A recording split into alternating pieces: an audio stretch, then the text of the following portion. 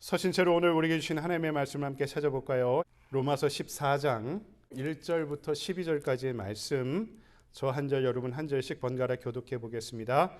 믿음이 연약한 자를 너희가 받되 그의 의견을 비판하지 말라. 어떤 사람은 모든 것을 먹을 만한 믿음이 있고 믿음이 연약한 자는 채소만 먹느니라. 먹는 자는 먹지 않는 자를 업신여기지 말고 먹지 않는 자는 먹는 자를 비판하지 말라. 이는 하나님이 그를 받으셨음이라.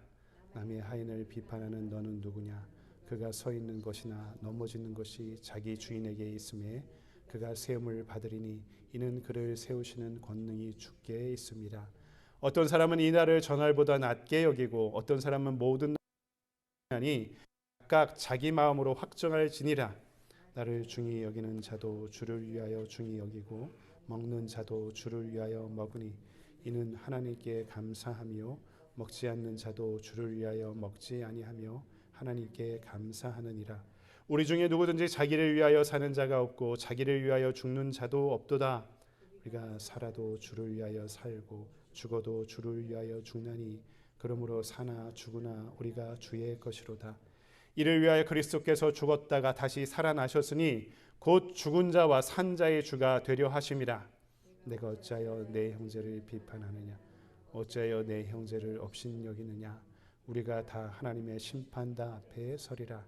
기록되었으되 주께서 이르시되 내가 살았노니 모든 무릎이 내게 꿇을 것이요 모든 혀가 하나님께 자백하리라 하였느니라.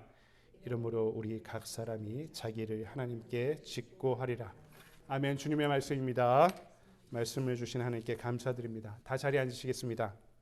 우리 로마서 강의 18번째 시간인데요. 이제 15장과 16장 두 장이 남아 있습니다. 오늘 우리에게 주신 말씀 가지고 너 남을 판단하는 사람아 라는 제목으로 말씀을 증거하도록 하겠습니다. 1990년대 초에 한국에 계셨던 분은 기억하실 줄 모릅니다. 한국의 가톨릭 교회가 사회적인 캠페인을 벌였는데요. 내 탓입니다 라는 캠페인이었습니다. 예배 시간, 그러니까 천주교의 미사 시간마다 앞에 있는 사제만이 아니라 평신도 모든 성도들도 가슴을 치며 내 탓입니다, 내 탓입니다, 내 탓입니다. 3번씩 얘기하면서 예배를 미사를 시작하고요. 이뿐만이 아니라 운전하는 사람은 자동차 유리 뒤에다 스티커를 붙이고 다녔습니다. 이 스티커에도요. 내 탓입니다 라는 문구가 써 있었습니다. 그런데 이 캠페인과 자동차 스티커를 보고 그 당시에 중앙일보의 대기자이자 나중에 한겨레 신문을 이렇게 창간했던 한국의 아주 유명한 대기자였던 김중배 씨가 그분의 칼럼을 통해 이런 이야기를 했습니다.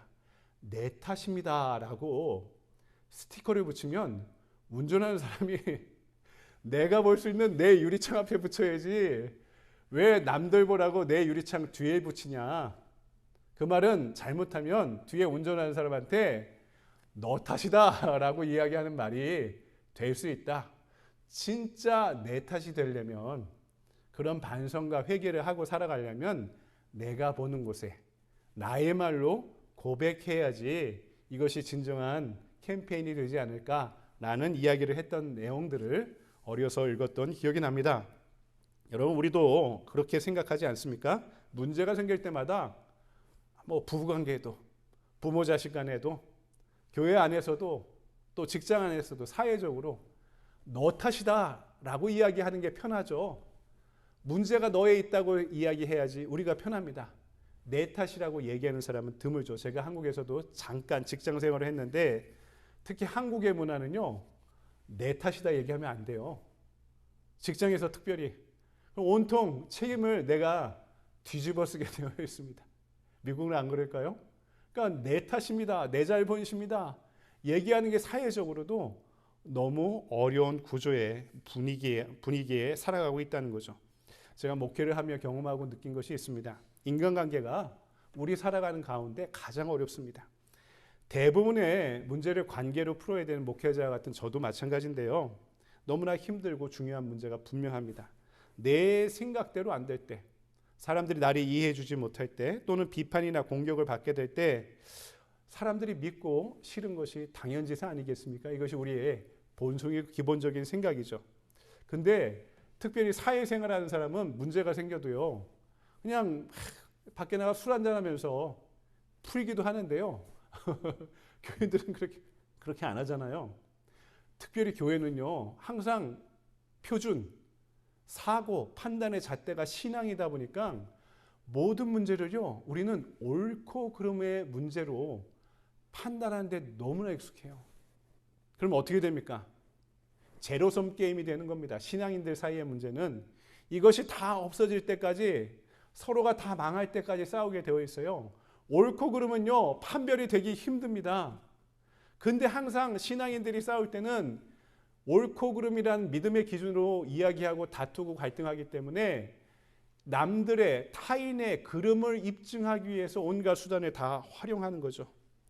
그래서 사회에서 싸우면 술 한잔하고 풀지만 교회에서 싸우면요, 서로가 무너지게 되어 있습니다. 신앙인들일수록 스스로 복음주의자를 자처하지만 우리 신앙인들이 믿지 않는 사람들의 눈으로 볼 때는 다분하게 율법주의자적인 모습이 많다는 것입니다. 오늘 우리가 읽은 말씀의 배경도 그래요. 로마 교회 안에서 유대인 성도들과 로마인 성도들이 서로 네 탓이다 라고 갈등하고 치열하게 싸우고 있던 로마 교회 안의 분위기를 반영하고 있습니다. 그러면서 바울이 분명한 영적인 메시지를 전하고 있는데, 이것은 여전히 갈등과 다툼 안에 살아가고 있는 우리에게 주신 하나님의 교훈의 말씀으로 받아들여야 되는 것이 분명합니다. 첫 번째, 오늘 말씀은 비판하지 말라 말씀합니다. 1절에서 4절 말씀 보면 계속 반복되는 말씀이 있습니다. 판단하지 말라, 비판하지 말라, 서로 업신여기지 말라 하는 말씀이 계속 반복되고 있어요.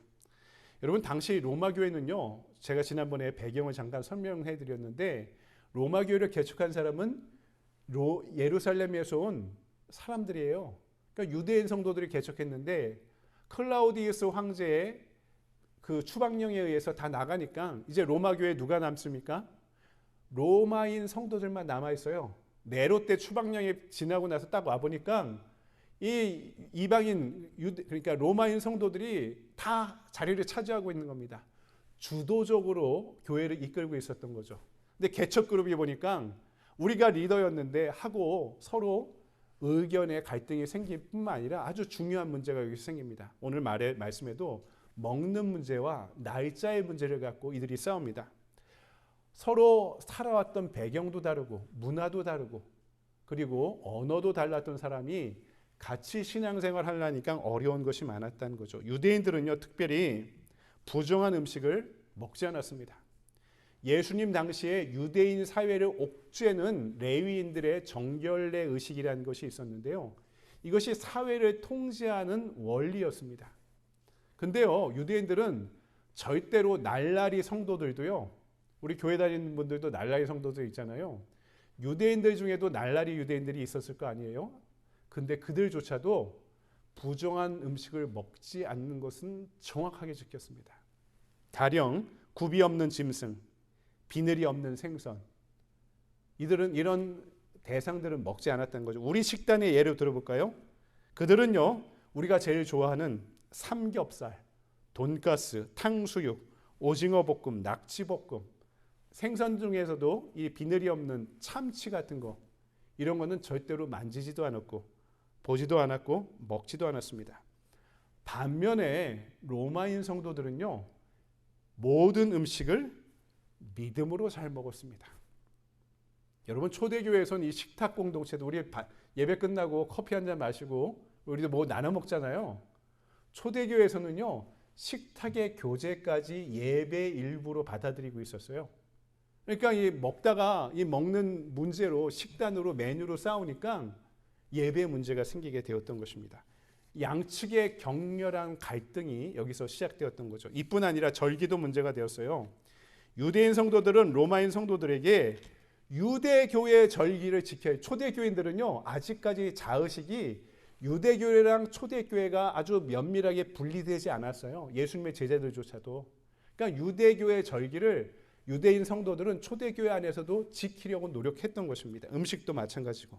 근데 로마 사회는 로마 사회 나름대로의 절기들이 있었던 거죠. 그런데 교회 안에서 유대인 성도들이 로마인 성도들한테 야, 로마 절기는 지키지 말아야 돼. 너희들은 유대 절기를 반드시 지켜야 돼. 이렇게 이야기한 것이죠. 어떻게 됐을까요? 로마인 성도들은 유대인들에게 너희들은 율법주의자야 라고 비난했습니다. 유대 성도들은 야, 이 로마의 자유주의자들아 라고 그들이 정결하지 못하고 엄격하지 못한 날라리 성도들이라고 손가락질한 겁니다. 우리도 마찬가지예요. 여러분, 우리 안에 인간관계의 갈등은요, 한번 생각해 보십시오. 진짜 이게 죽고 사는 문제인가? 내가 누군가 갈등할 때, 교회 안에서 갈등할 때 이게 죽고 사는 문제인가 생각해 보십시오. 어떻게 보면은요, 양보해도 상관없는 것일 수도 있습니다. 진짜 목숨 걸 일이 아닐 때가 대부분입니다. 제가 캘리포니아에 있는 목사님한테 들은 실제 사건입니다. 캘리포니아의 한 이민교회는요, 장로님이 두 분이 계셨는데 아주 이 장로님이 성가대 대장이셨습니다. 교회에 본인이 고가의 그랜드 피아노를 헌금에 기증하신 거죠. 근데 이제 문제가 생긴 거죠. 성가대에서는 여기서 지휘하기 때문에 당연히 상식적으로 성가대 앞에 이 그랜드 피아노를 놔야 된다고 하고, 다른 장로님은요, 아니다. 교회 구조상 거기는 적절하지 않다. 너무 꽉 막혀 있다. 이쪽에 놔야 된다. 하고 갈등이 일어나기 시작한 겁니다. 너무 단순한 문제죠. 근데 이 교회가 두 그룹으로 나눠져서 피아노를 이쪽에 놓을까 저쪽에 놓을까 하고 문제로 갈등하다가 교회가 두 짝이 났습니다. 몇 년이 지나고 나서 이 마트에서 이 장로님 두 분이 서로 지나가다 만나서 인사하게 되고 이 얘기 저 얘기 나누다가 그분들이 생각한 겁니다. 말한 겁니다. 근데 우리가 왜 헤어졌지?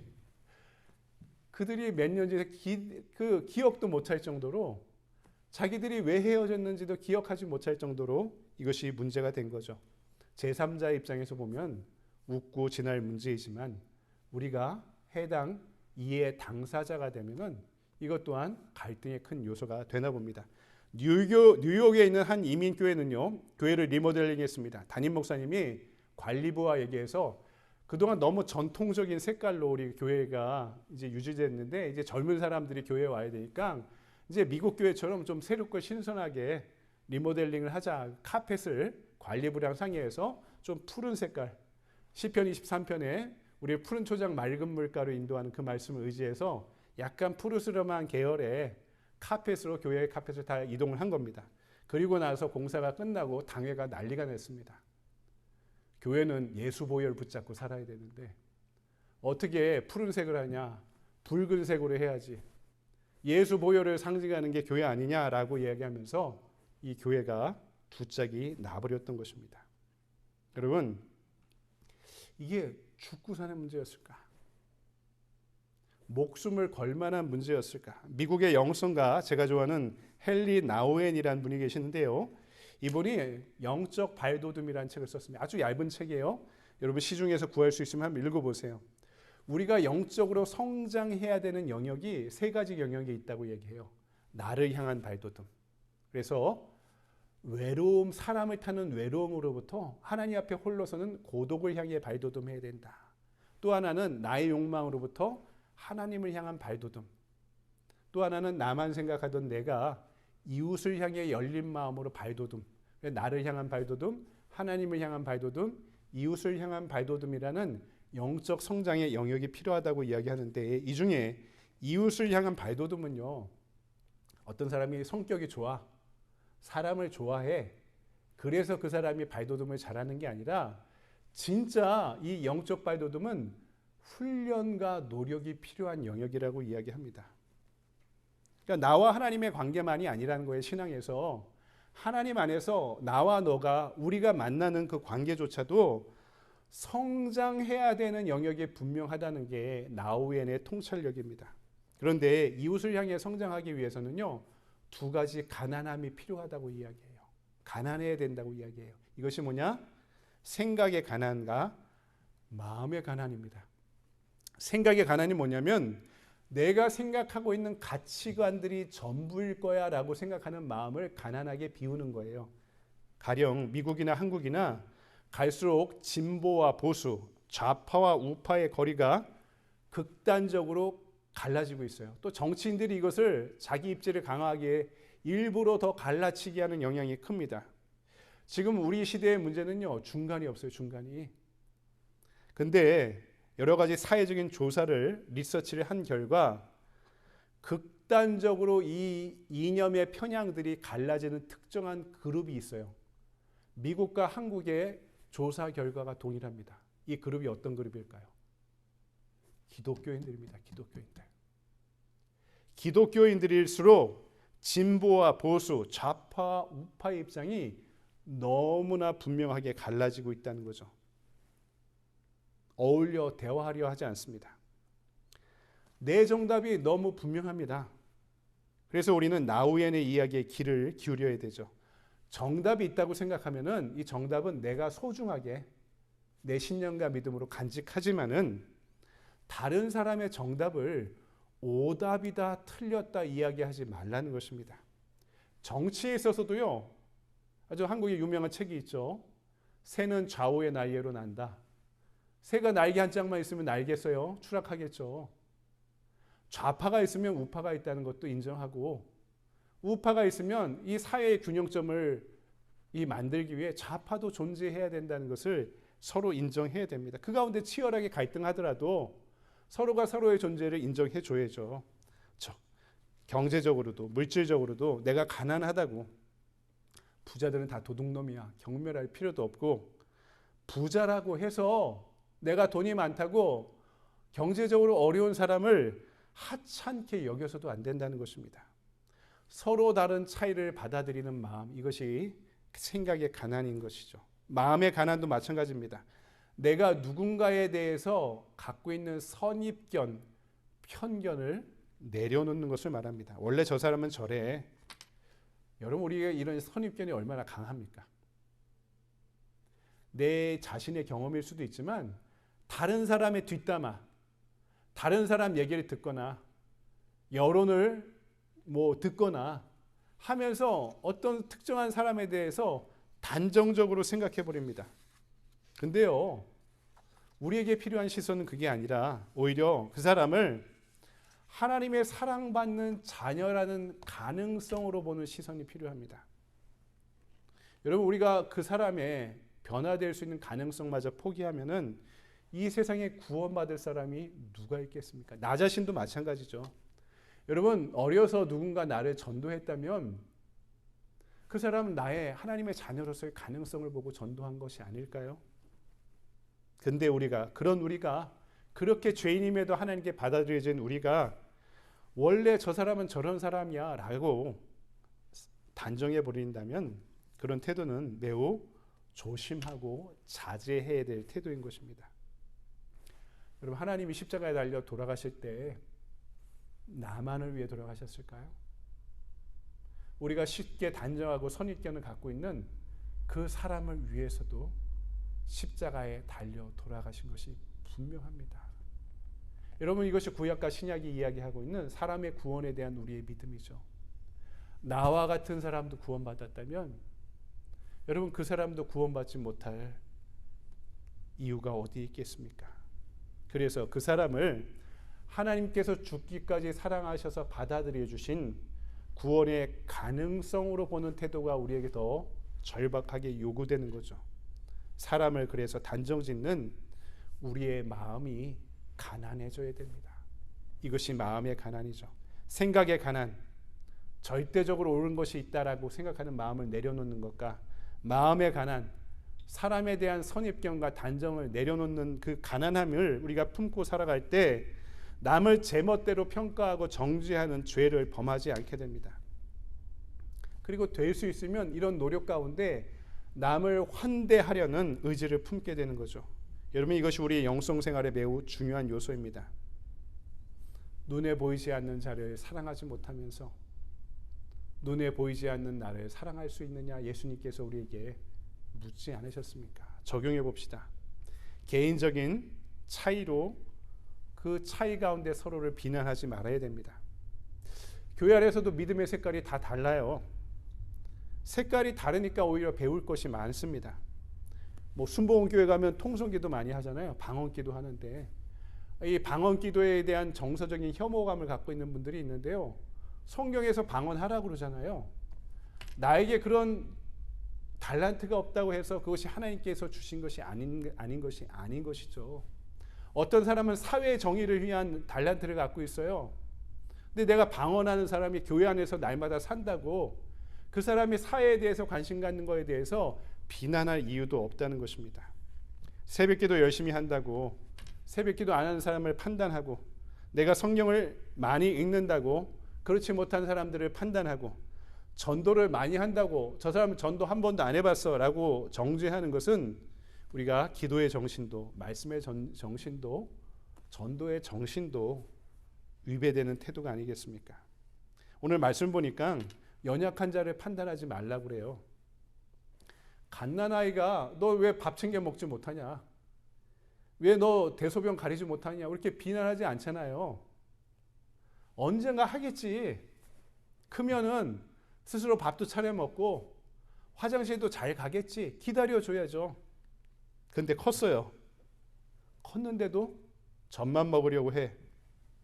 비판한다고 또 판단한다고 할 수도 있지만 컸는데도 젖만 먹으려고 한다면 병이 아니겠습니까?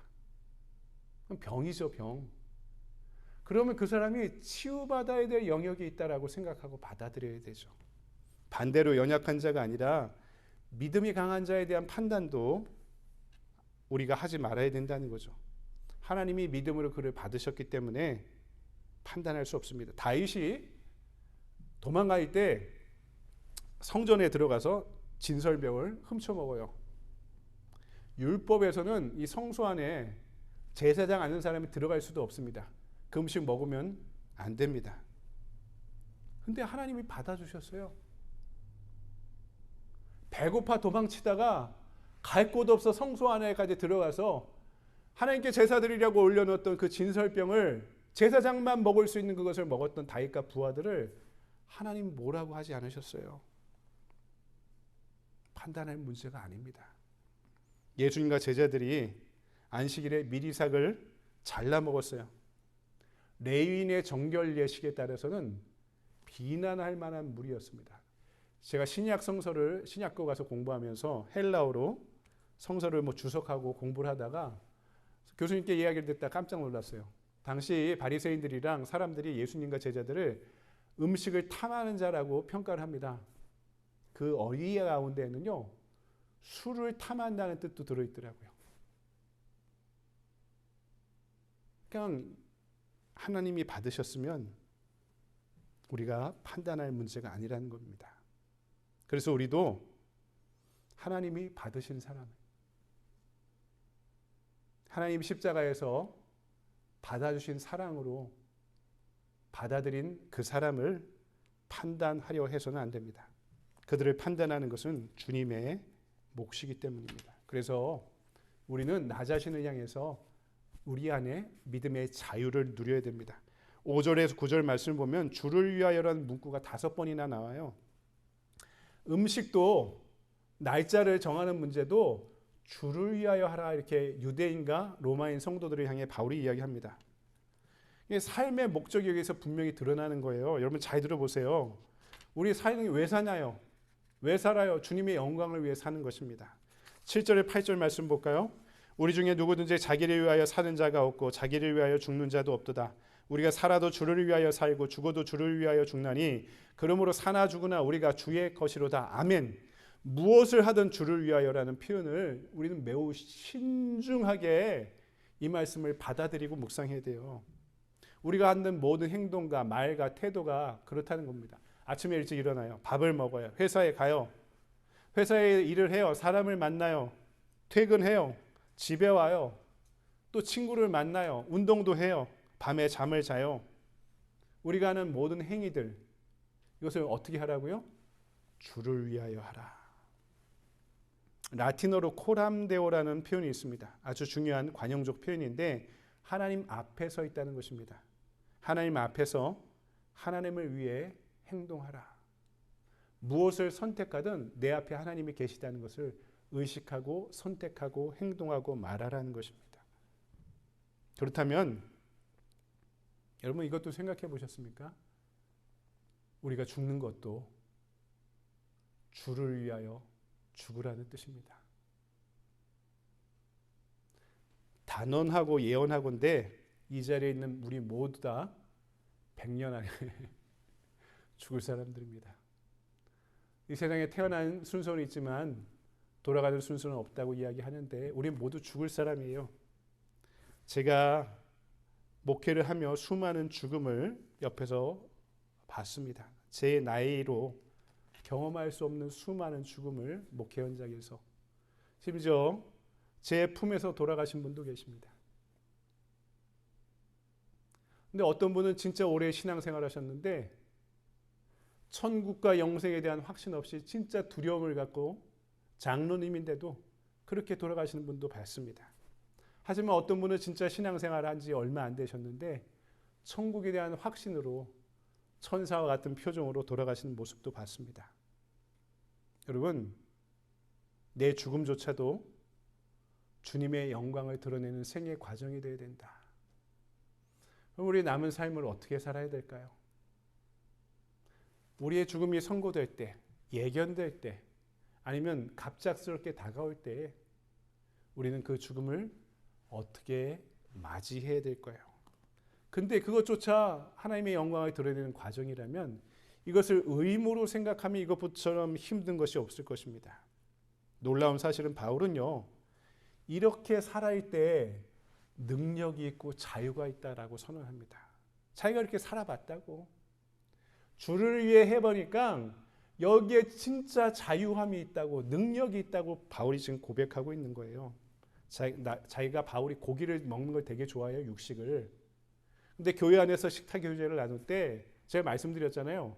이게 고린도 교회의 갈등의 요소가 로마 교회도 마찬가지인데 그 당시에 식탁에 올라가는 고기는요, 유통 구조상 그 지역의 이방 신상에 제사 드리고 남는 것이 유통되는 구조였습니다. 지금처럼 축산 기술이 발달하고 유통업이 뭐 아주 치밀하게 발전해서 고기를 신선하게 이렇게 우리가 받아 먹는 그런 구조가 아니라 모든 고기는 제사 드리고 나서 그 신 제사 드린 제사장들에게 몫이 주어지고 남은 것이 일반에게 유통되는 구조를 갖고 있었던 거예요.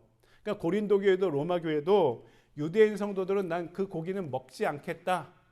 할랄 의식에 따라서 내가 제대로 잡은 것만 먹겠다. 근데 바울이 고기를 좋아했거든요. 근데 내가 고기 먹는 것 때문에 시험 들 사람이 있으면 난 고기를 좋아하지만 그들을 위해 먹지 않겠다 선언하는 것입니다. 자기는 강하지만 약한 이를 위해 약하게 사는 것이 전혀 거리껴지지 않는다. 왜냐하면 이것이 주를 위해 하는 것이기 때문이다.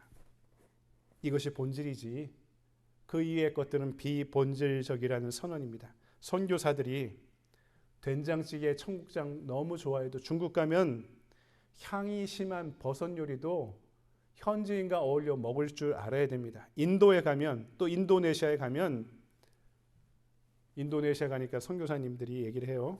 오른손으로 음식 먹고 왼손으로는 화장실 가면 물이 이렇게 항상 있는데 뒷물을 하는 것이라고 합니다. 그러면 손으로 카레도 비벼서 숟가락이 없으니까 현지인들과 먹을 때 그걸 먹을 줄 알아야 됩니다. 제가 필리핀 한번 가니까 필리핀 선교사를 잘하느냐 못하느냐 기준이 있더라고요. 필리핀의 아주 전통 요리 중에 하나가 계란인데 다 부화되기 직전에 계란이 있어요. 안에 들어가 있는 게.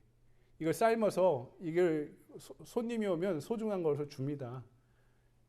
이게 그럼 다 보여요. 뒤에 안에. 심지어 털까지도 보입니다. 거기 다 자라서 나오기 직전인데 이걸 삶아서 먹어야 돼요. 선교사님이 이걸 아주 맛있게 먹는다? 아, 저 선교사님 선교 잘하고 있구나 라고 이야기하고요. 그걸 못 먹는 사람은 필리핀에서 나가야 됩니다. 주를 위한다면 거리낌이 없어야 된다는 거죠. 교회사에 등장한 격언 중에 제가 생각하는 가장 중요한 문장 하나가 있습니다. 몇 번씩 제가 말씀드렸는데요. 본질에는 일치를, 비본질에는 자유를, 그 모든 일에 사랑으로. 학자들에 따라 어거스틴이 했다는 말도 있고 웨슬리가 했다는 말도 있는데요. 출처가 정확하지 않습니다. 본질에는 일치를, 비본질에는 자유를, 하지만 그 모든 일에 사랑으로. 본질적인 문제라면 목숨을 걸어야 되죠. 이건 지키기 위해서.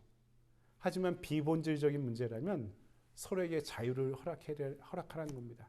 피아노를 오른쪽에 놓을지 왼쪽에 놓을지, 카펫 색깔을 파란 걸로 할지 빨간 걸로 할지, 기호의 문제이지 이런 비본질적인 문제는 자유롭게, 하지만 본질이든 비본질이든 그 모든 일에 사랑으로 접근하라는 거죠. 교회 안에서나 가정 안에서나 사회 안에서나 갈등과 논쟁도 기독교인들은 받아들이는 태도가 달라야 됩니다. 내가 원하지 않아도, 나에게 베네핏 이익이 없어도, 죽고 사는 진리의 문제가 아니라면 져줄 수도 있어야 되고 받아들일 수도 있어야 됩니다. 진짜 골프 좋아하고 뭐 수영 좋아하고 농구 좋아하고 축구 좋아하고 그래도 진짜 운동하기 싫은데 그분이 교회에 데려 나오기 위해서 야, 우리 예배 드리고 같이 운동하러 가자, 골프 치러 가자 할 수 있는 겁니다. 예배가 중요하니까. 하지만 이거 하고 내가 너를 위해 같이 해줄게. 뭐 같이 놀러 가줄 수도 있고 뭘 해줄 수도 있는 거죠. 누구 믿지 않는 분들이 줄을 껴서 놀러 가자고 얘기할 때 왜 못 갑니까? 거기에 대해 자유함이 있어야 되죠. 하지만 가서 내가 예배 드릴 수 있는 공간을 찾던가 환경을 찾아야죠. 중세 러시아에서는 십자가에 성호를 긋는 것이 이렇게 수평을 먼저 할지 수직을 먼저 할지 갖고 전쟁이 일어났다고 합니다. 사람을 죽이고 피를 흘리는 전쟁이 일어나기도 했습니다. 모든 것을 주를 위해 한다고 하면 진짜 안타까운 일이 아닐 수 없는 것이죠. 바울이 나는 누군가를 위해 종이 되겠다라고 이야기합니다. 여러분, 이것이 가능할까요? 누군가를 위해 어떻게 종이 되어줄까? 종은 뭡니까? 자유인은 내 의지로 무엇인가 해주는 겁니다. 종은요, 싫어도 그 사람을 위해 하는 게 종이죠. 근데 바울이 얘기하는 거죠. 주를 위하면 믿음 안에서 가능하다고 전하는 것입니다. 그래서 오늘 말씀 마지막으로 나에게도 자유를, 그리고 타인, 다른 사람에게도 그가 선택할 수 있는 자유를 허용하라는 것입니다. 10절, 내가 어찌하여 내 형제를 판단하느뇨? 어찌하여 내 형제를 업신여기느뇨? 우리가 다 하나님의 심판대 앞에 서리라. 우리가 판단할 주체가 아니고 하나님만이 판단할 주체입니다. 놀랍게도 바울은요, 율법도 전통도 너무나 해박하게 잘 알고 있는 율법 학자였습니다. 그러면 유대인의 입장에 충실할 수 있었는데 놀랍게도 바울은요, 그에게 중요한 것은 사람이었습니다. 신앙이 약한 자를 위해서는 약한 자와 같이 생활했고, 고기를 좋아해도 고기 먹는 것으로 실족할 사람을 위해 고기를 먹지 않겠다고 선언합니다. 우리 아까 신앙의 영역 중에 세 가지 영역 중에 이웃을 향한 발돋움도 이 성장해야 될 영역이라고 말씀드렸잖아요. 우리가 저 사람은 성격이 좋아. 저 사람은 달란트, 사람을 환대하는 달란트가 있어. 저 사람은 사람 자체를 좋아해. 근데 나는 극아이야, 대문자 아이야. MBTI 얘기할 때 내성적이야. 나 그래서 사람을 향한 이 발돋움은 나의 성장의 영역이 아닌 것 같아 라고 생각할 수 있어도요, 오늘 말씀은 내 성격은 성격이지만 그 사람을 향해 열린 마음은 갖고 있어야지. 이 안에서도 사람을 향해 성장할 수 있는 영적 영역이 있다고 분명히 알려주고 있는 거죠. 내가 살아온 스타일, 남에게 강요하지 말라는 겁니다. 때로 목숨처럼 여기는 교리도요, 그 사람을 하나님의 사람을 얻는 것보다 중요하지 않다는 것이죠. 제가 개척을 해보니까 이제 알겠어요. 저는 감리교 목사인 게 저한테 얼마나 큰 자부심이었는지 모릅니다. 제가 한국에서 많고 많은 신학교 중에 감신대를 나온 게 저한테는 진짜 큰 자부심이었습니다. 근데 지금 교단을 떠나고 나니까 교단에 있는 사람들이 자기끼리 어울려요. 내가 감신대 나오고 감리교 목사였던 거 알면서도 잘 껴주지도 않습니다. 인간관계가 우리가 서로 편한 곳에 묶여 있기 마련이에요. 저를 배제하려고 하는 게 아니라 내가 묶여 있던 사람이 가장 편하기 때문입니다. 그러니까 알게 됐어요. 아웃사이더가 되니까 야, 교단도 교리도 사람보다 중요하지 않구나. 너무나 자연스러운 깨달음을 얻게 되었습니다. 교회의 전통도 교단도요, 교리조차도요, 그 사람을 하나님의 사람으로 얻는 것보다 이것이 더 중요한 것인가? 우리가 생각해 봐야 될 일이죠. 여러분, 말씀을 정리합니다. 우리가 내려와야 됩니다. 내려와야 된다는 건 뭐냐면 내가 그 사람보다 높은 곳에 있어. 그리고 난 신앙적으로 성숙해. 이런 자의식을 갖고 사람을 평가하던 대신문관의 자리에서 내려와야 됩니다. 그리고 남들에게 자유를 주고 나를 돌아보는 시간을 가져야 됩니다. 말씀 안에 나조차도 자유해져야 됩니다. 내가 진짜 이거 중요한 거야 라고 여긴 것이 아까 말씀드렸죠. 본질적인 것이었는지 비본질적인 것이었는지, 진짜 여기에 대해 목숨을 걸어야 될 문제인지 목숨을 걸지 않아도 될 하찮은 문제인지 영적으로 분별할 줄 알아야 됩니다. 그러려면은 이런 분별력을 갖기 위해서는 자꾸 말씀으로 돌아가 나를 비춰와야 되는 것이죠. 이 말씀으로 돌아가는 우리에게 오늘 바울이 분명하게 선언하고 고백하고 있습니다. 우리가 살아도 주를 위하여 살고 죽어도 주를 위하여 죽나니 그러므로 사나 죽으나 우리가 주의 것이로다. 아멘. 이 한날 누군가를 판단하기 전에 그 사람을 사랑으로 얻고자 해야 하는 우리 삶의 표대가 되는 말씀이 되기를 주님의 이름으로 간절히 축원드립니다. 우리 주신 말씀 붙잡고 기도할까요? 사랑하는 주님, 감사합니다. 오늘 주신 말씀이 우리 삶의 기준이 되길 원합니다. 내가 이 말씀의 원류로 깊숙이 들어가 푹 잠겨져 그 말씀의 은혜 안에 세례받아 다시 일어나 나올 때 사람을 판단하고 정죄하고 규정하고 비난하던 우리 삶의 모습을 돌이켜 나와 같은 사람도 십자가에서 받아들여졌으면 이 땅에 주님의 사랑 안에 받아들이지 못할 존재는 아무도 없다는 사실을 인정하게 하시고 그 믿음으로 타인을 비난의 대상이 아니라 구원의 가능성으로 바라볼 수 있는 마음의 가난, 생각의 가난이 우리에게 주어지게 하여 주시옵소서. 독선과 판단과 교리와 교단과 조직의 고집으로부터 자유로워지게 하여 주시옵고 그것이 사랑보다 크지 못하다는 것을 깨닫게 하여 주시옵고 나를 받아들여 주신 하나님의 사랑 안에 나를 진심으로 사랑하게 하시고 그리고 이웃을 향해 열려있는 마음으로 사랑의 눈으로 그들에게 조금씩 한 걸음 한 걸음 더 다가갈 수 있는 우리의 마음 되게 하여 주시옵소서. 거룩하신 주 예수 그리스도의 이름으로 기도드리옵나이다. 아멘. 우리 주신 말씀 기억하면서 자리에서 일어나 220장 찬양하고 우리 축도로 예배를 마치겠습니다.